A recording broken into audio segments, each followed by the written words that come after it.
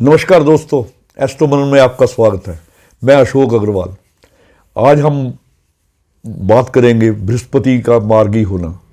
बृहस्पति मार्गी जो 24 नवंबर 2022 प्रातः 4:31 पर हो रहे हैं, इनके मार्गी होने से इसके परिणामों में कुछ बदलाव आएगा। वो कैसे होंगे उस पर बात करेंगे। गुरु ग्रह ब्रह्मांड के सबसे बड़े ग्रह हैं और कुंडली पे इनका विशेष अधिकार है। कुंडली पे एक तो ये दो राशियों के मालिक हैं, धनु और मीन, नौवीं और 12वीं। नौवीं राशि भाग्य की है और 12वीं राशि मोक्ष की, अध्यात्म की है। तो ये बड़े, और मीन राशि ब्रह्मांड की आखिरी राशि है। यानी कि 12 जो नौवीं और 12वीं राशि है, इसके बीच शनि की दो राशियां आती हैं, मकर और कुंभ। यानी कि कुंडली का जो 40% भाग है वो शनि और बृहस्पति के कंट्रोल में है। इसलिए इन जो दो ग्रहों की जो गणना है बड़े ग्रहों में की जाती है और उनके गोचर जो हैं वो विशेष महत्वपूर्ण माने जाते हैं। गोचर का मतलब जब ये राशि चेंज करते हैं। हर एक ग्रह की अपनी एक सामान्य गति होती है। उसमें जब ये एक राशि का भ्रमण 30 डिग्री चलता है तो उसका गोचर कहते हैं। तो गुरु लगभग 13 महीने एक राशि में रहते हैं, तो उसमें ये लगभग 120 दिन, ये यानी कि 4 महीने वक्री अवस्था में भी रहते हैं। तो जब ये वक्री या मार्गी होते हैं तो इनके जो फलों में शुभता या अशुभता का समावेश हो जाता है। तो इसलिए बृहस्पति इतने महत्वपूर्ण ग्रह हैं कि इनके गोचर पे विशेष निगाह रखनी पड़ती है।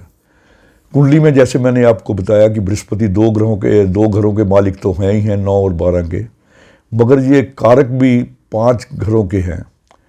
दूसरे घर के भी ये कारक हैं। दूसरा घर परिवार का होता है, 5वां घर विद्या संतान का, उसके भी कारक हैं। 9वां घर भाग्य का, वो तो इनका अपना घर ही है, भाग्य के कारक है।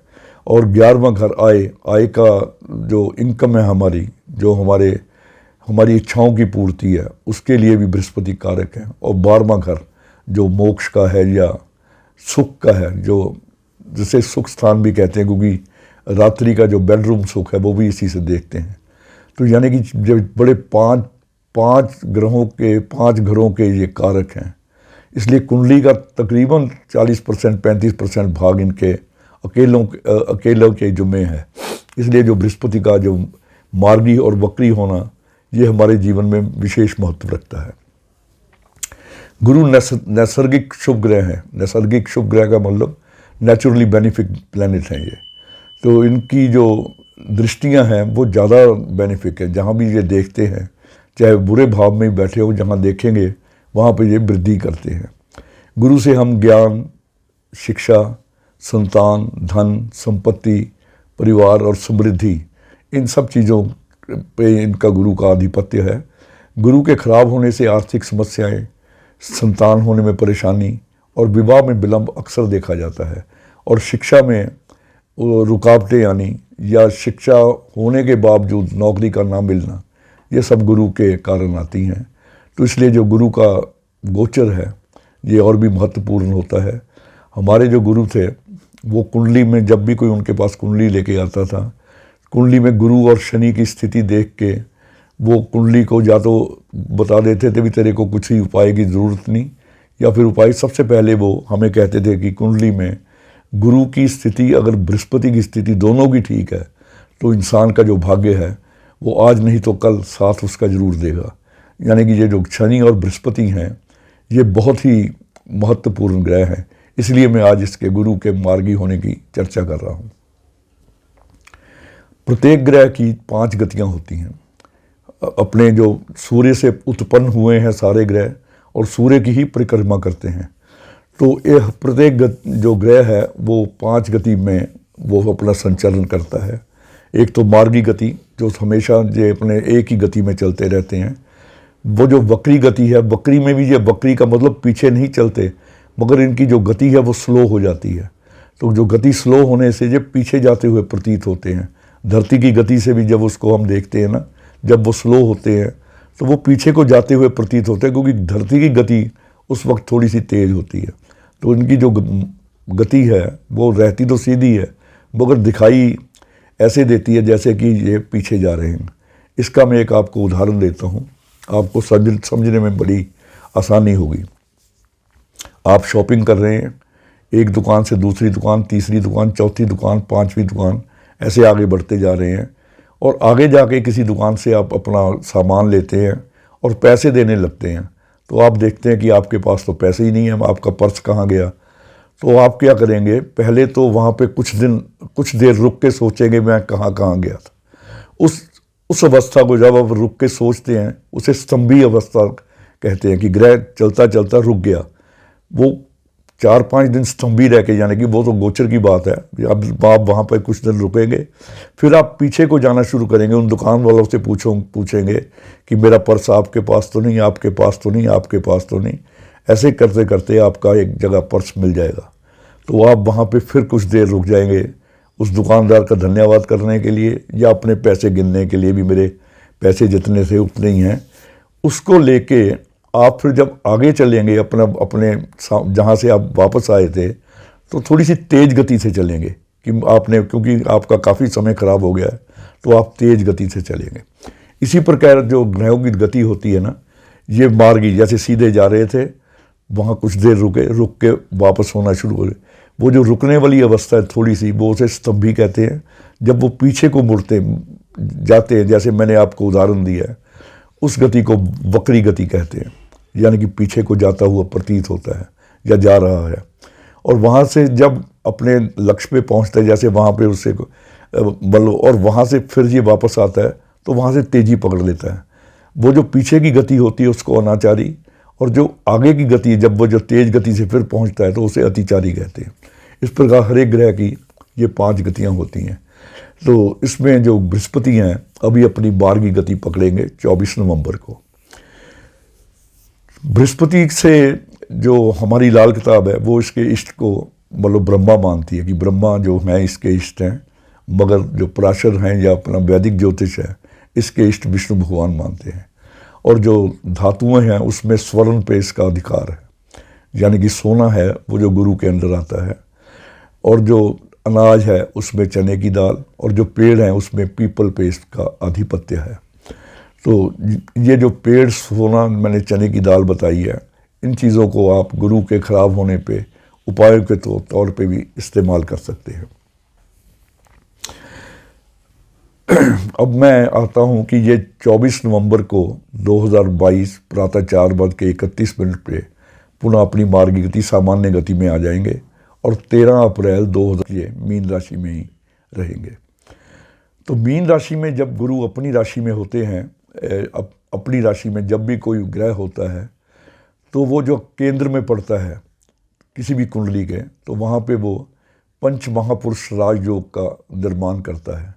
सूर्य और चंद्रमा के अलावा ये 5 ग्रह, क्योंकि राहु केतु की तो ग्रहों में गिनती नहीं है, छाया ग्रह हैं, ये जो 5 ग्रह हैं ये पंच महापुरुष राजयोग का निर्माण करते हैं।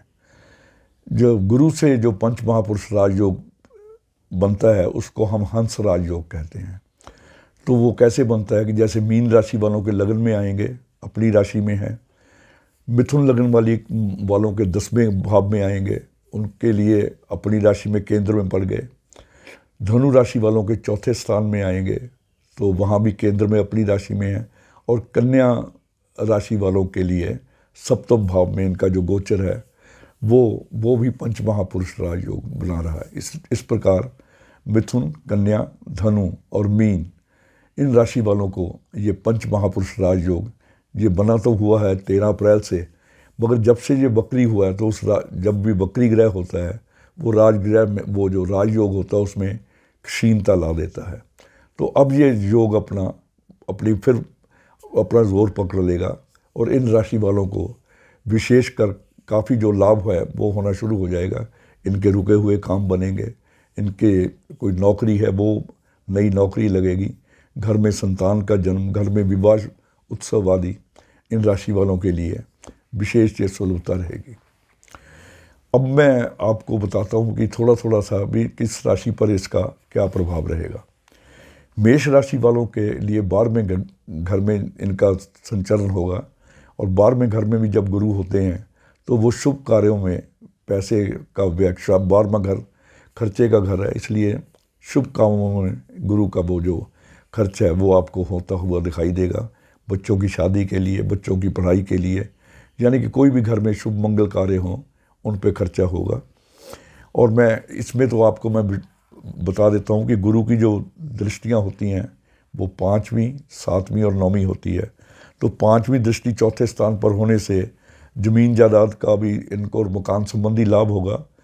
7वीं दृष्टि इनकी छठे घर पे होने पे जो रोग और ऋण है उनसे मुक्ति मिलेगी, ऋण उतरना शुरू हो जाएगा। और अष्टम भाव पर 9वीं दृष्टि होने से पैतृक संपत्ति मिलने की संभावना बढ़ जाती है, या उसमें कोई विवाद हो उसमें आपको काफ़ी उस वो निपटता दिखाई देता है। अब मैं बात करता हूँ वृष राशि को। इसको ज़रा मैंने विस्तार से बताया, मैं बाकी को मैं इसकी दृष्टियों के हिसाब से वीडियो लंबा ना हो जाए छोटा छोटा बताता हूँ।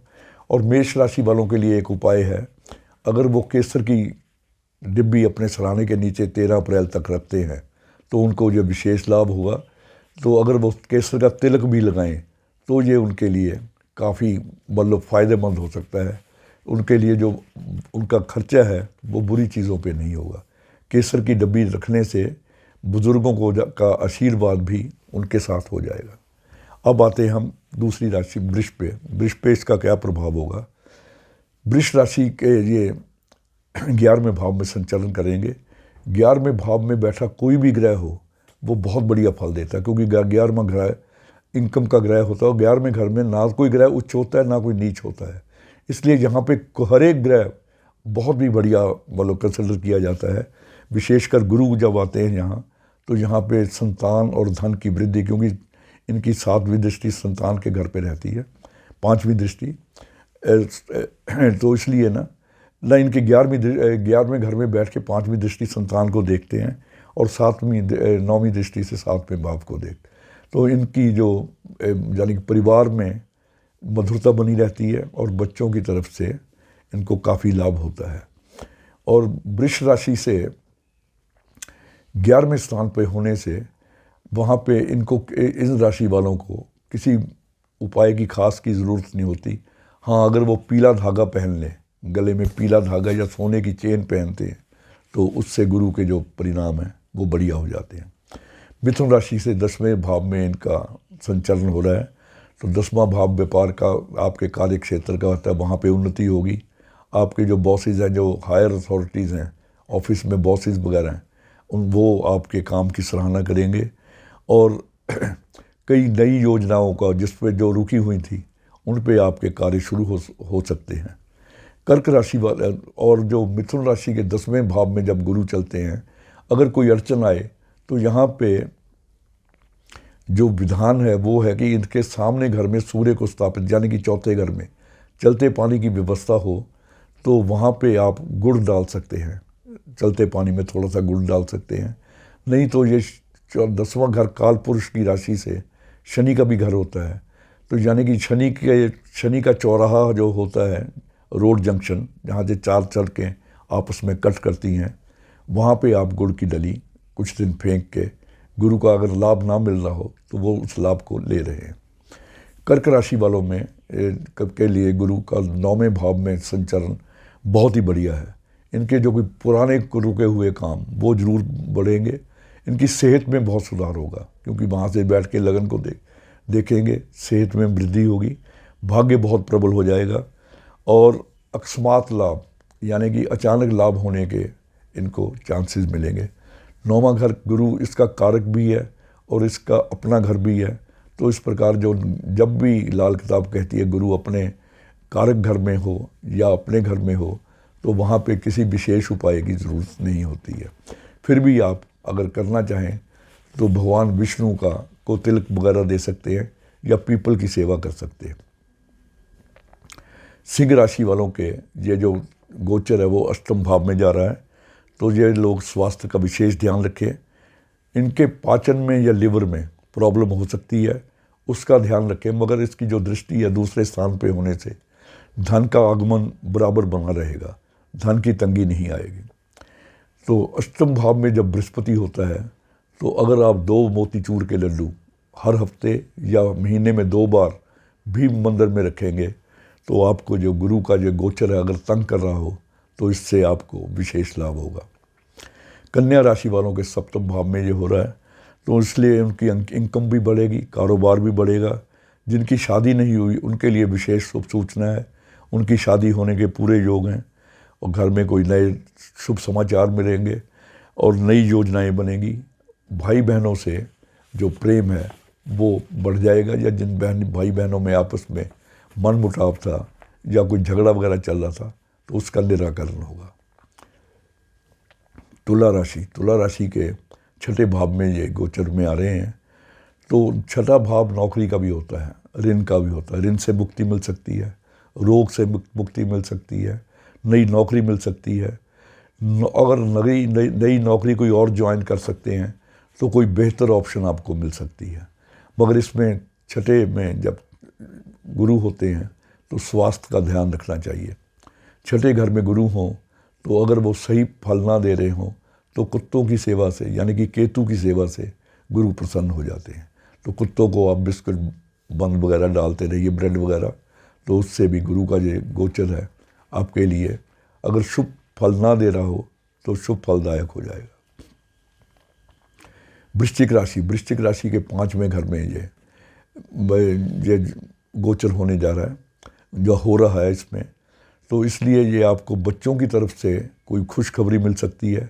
जो बच्चे पढ़ने के या उनके कोई किसी स्कॉलरशिप की या किसी नई क्लास में या किसी विदेश शिक्षा के लिए विदेश जाना या बड़ी शिक्षा के लिए जाना या शादी के लिए जाना या शादी हो जाना, ये सब चीज़ें आपके लिए ये आएंगी। और आपकी धार्मिक यात्राएं भी ये इंडिकेट करता है, क्योंकि इनकी 5वीं दृष्टि 9वें भाव पे रहेगी। जब 9वें भाव पे गुरु होते हैं या इनकी दृष्टि होती है तो आदमी धार्मिक यात्राएं अवश्य करता है। मकर राशि में ये तीसरे स्थान पर होगा, तो तीसरे स्थान में होने से भाई बहनों से लड़ाई झगड़ा करने से बृहस्पति का जो फल है वो खराब हो जाता है। उनसे संबंध मधुर बना के रखेंगे तो ये गोचर आपके लिए बहुत बढ़िया है। और अगर पार्टनर के साथ, यानी कि कोई व्यापार में पार्टनर है या लाइफ पार्टनर यानी कि पत्नी के साथ अगर संबंध खराब होते नज़र आए तो वहाँ धैर्य से काम लें, उन संबंधों को सुधारने की कोशिश करें। और इस राशि पे क्योंकि शनि भी संचालन कर रहे हैं तो लाभ प्राप्ति में अगर कोई रुकावट आएगी तो वो विशेष रूप से आलस के कारण आएगी। तो आलस को त्यागिए और आगे बढ़िए। और सेहत को लिए या व्यापार के लिए तीसरे घर में गुरु हो तो छोटी लड़कियों को टॉफ़ियाँ या मिठाई वगैरह देते रहने से कभी कभी ये जो गुरु का फल है आपको शुभ मिलेगा। और कुंभ राशि पे आते हैं। कुंभ राशि के दूसरे भाव में ये गोचर हो रहा है तो परिवार में वृद्धि, दूसरा घर परिवार का और धन का होता है, धन का संचय होगा और ऋण से मुक्ति मिलेगी। आपको जो घर में जो आपके धन आ जाएगा तो उससे आपके पुराने ऋण हैं उनसे भी मुक्ति मिलेगी। परिवार में वृद्धि होगी, परिवार में किसी नए सदस्य का जन्म हो सकता है, किसी भाई भतीजे बेटे पोते का जन्म हो सकता है। और दूसरे घर में बृहस्पति हो तो आप गाय को कुछ भी खिलाएंगे तो, क्योंकि दूसरे घर में शुक्र का भी आधिपत्य रहता है जो हमारी लाल किताब की रीति है। और हम साथ में इसके काल पुरुष की कुंडली भी लेते हैं। तो गाय की सेवा से, गाय को गुड़ आलू वगैरह देने से या चारा वगैरह देने से बृहस्पति का जो गोचर है बहुत बढ़िया हो जाएगा। अब आते हैं मीन राशि पे। मीन राशि पे गुरु का संचलन हो ही रहा है। जैसे मैंने बताया कि इनके लिए पंच महापुरुष राजयोग, हंस राजयोग का निर्माण हो रहा है। तो इन राशि वालों के लिए 13 अप्रैल तक का जो समय है वो अपनी कोशिशों से उस समय का लाभ उठाना चाहिए। उसमें अगर आपको कोई नए प्रोजेक्ट हैं वो बना सकते हैं, मगर आपको भी, क्योंकि शनि की दृष्टि गुरु पे रहेगी, आपको भी आलस से त्यागना होगा। और किसी भी काम को आज जो करना है उसे कल पे मत डालिए, वरना आप ये मौका चूक जाएंगे। अपने कार्यों में प्रयासरत रहिए। और जो घर में शादी विवाह का आपका भी योग, क्योंकि पंचम दृष्टि संतान की विवाह की है, उसमें संतान का विवाह 13 अप्रैल से पहले होने की बहुत संभावनाएं बन जाएंगी। और अपने जीवन साथी का आपको भरपूर सहयोग मिलेगा, पत्नी का या पार्टनर का आपको पूर्ण सहयोग मिलेगा। और लगन में बृहस्पति हो तो इसका कोई उपाय नहीं होता।